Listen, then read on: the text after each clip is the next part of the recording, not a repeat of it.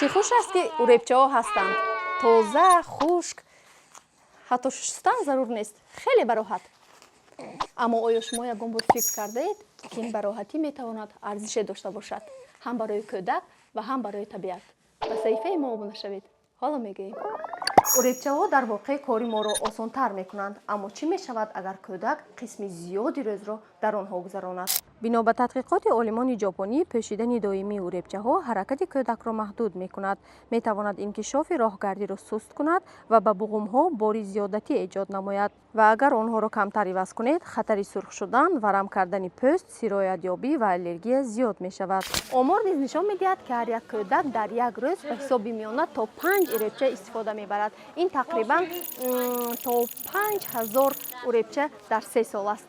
همه آنها به پرتابگاه‌ها می‌روند که در آنجا صدها سال پوسیده به خاک و آب ماده‌های زهرناک جدا می‌کنند. اکنون مقیاس را تصور کنید. اگر میلیون‌ها کودکان سراسر جهان را به نظر گیریم.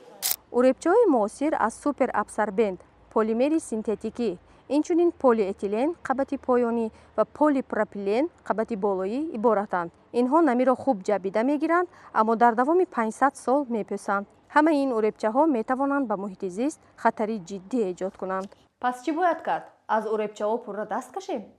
اوربچه‌ها در کشور ما در آخر سالهای 90 پیدا شدند، ولی استحصال عمومی آنها در امریکا هنوز از سالهای 60 آغاز یافته بود. تا آن وقت مادران از پرپیچ و گهواره استفاده می‌بردند. امروز در اطراف گهواره افسانه و اساطیرهای زیادی وجود دارند، اما تحقیقات اثبات می‌کنند که آن برای سلامتی کودک ضرر ندارد. گهواره شکل استخوان‌بندی کودک را دیگر می‌کند. پروفسور لانا کراسیک از دانشگاه شهر نیویورک تاکید می‌کند گرچند گهواره حرکت طفل را محدود می‌سازد، ولی تا 4-5 سالگی کودک به سطح مقرری انکشاف می‌رسد. اوربچه‌ها به کار ریپرودوکتیوی پسران ضرر می‌رساند. تحقیقات علمی این همه ادعا را رد می‌کنند. اوربچه‌ها کاملا بی‌ضرر هستند. استفاده دائمی اوربچه‌ها می‌تواند به تشکل راهگردی کودک تاثیر منفی رساند. چطور خطرها را کم کردن ممکن است؟ کودک را به تبک عادت کنانید. اوربچه‌های بسیار کرته استفاده برید.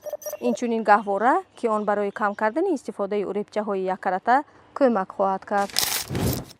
شما چه فکر دارید؟ برای کودک و طبیعت چی بهتر است؟ اندیشه‌های خود را در شرح‌ها نویسید.